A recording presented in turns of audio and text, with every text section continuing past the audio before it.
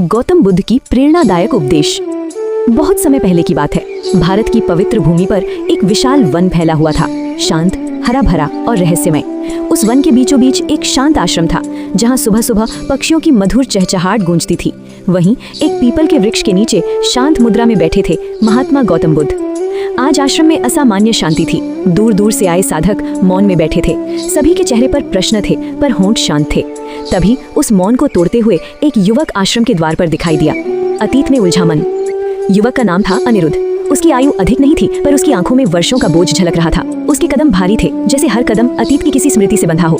वो बुद्ध के समीप आया, नतमस्तक हुआ और भर्राई आवाज में बोला, भगवान, मेरा मन शांत नहीं रहता। कभी अतीत की गलती मुझे सोने नहीं देती, तो कभी भविष्य की चिंता मेरे मन को जला देती है।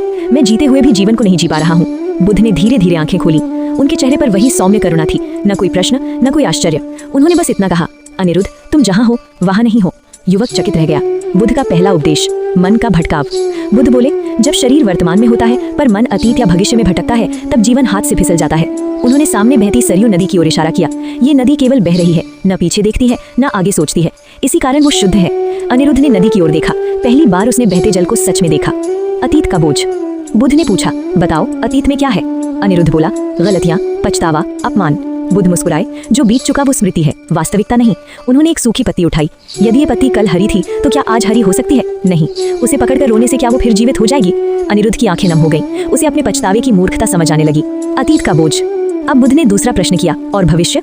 अनिरुद्ध बोला, डर, असफलता, अनिश्चितता। बुद्ध बोले, भविष्य कल्पना है, और कल्पना में जीना डर में जीना है। उन्होंने कहा, जो अभी घटा नहीं, उसके लिए आज दुखी होना ऐसा है जैसे प्यास लगने से पहले ही रोना। युवक के मन का बोझ थोड़ा हल्का हुआ। क्षण का सत्य। बुद्ध ने अपने हाथ में रखा कटोरा उठाया और बोले, ये कटोरा तभी उपयोगी है जब इसमें कुछ रखा जाए। इसी तरह जीवन तभी अर्थपूर्ण है जब इस क्षण में जिया जाए। उन्होंने आंखें बंद की और बोले, सांस को महसूस करो।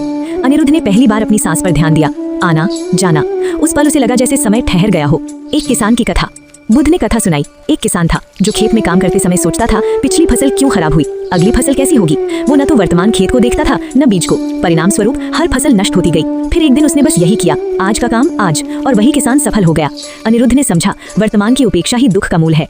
बुद्ध बोले, ध्यान कोई साधना नहीं, बल्कि वर्तमान में लौटने का मार्ग है। उन्होंने कहा, जब तुम चलते हो केवल चलो, जब खाते हो केवल खाओ, जब सुनते हो केवल सुनो। युवक के चेहरे पर पहली बार शांति की झलक आई। संध्या की अनुभूति। सूर्य अस्त होने लगा था। आकाश के रंग बदल रहे थे। बुद्ध बोले, यदि तुम इस सूर्यास्त को पूरी चेतना से देख लो तो यही मोक्ष है। अनिरुद्ध ने उस क्षण को जिया, बिना सोच, बिना भय। बुद्ध का अंतिम वचन। बुद्ध ने कहा, जीवन कोई मंजिल नहीं, ये क्षणों की यात्रा है। जो इस क्षण को पकड़ लेता है वही जीवन को पकड़ लेता है। अनिरुद्ध नतमस्तक हो गया। वो आया था दुखी होकर, लौटा जागृत होकर। इसी तरह की प्रेरणादायक उपदेश के लिए जुड़े रहिए हमारे साथ। वीडियो अच्छी लगी हो तो वीडियो को लाइक करें, कमेंट बॉक्स में अपनी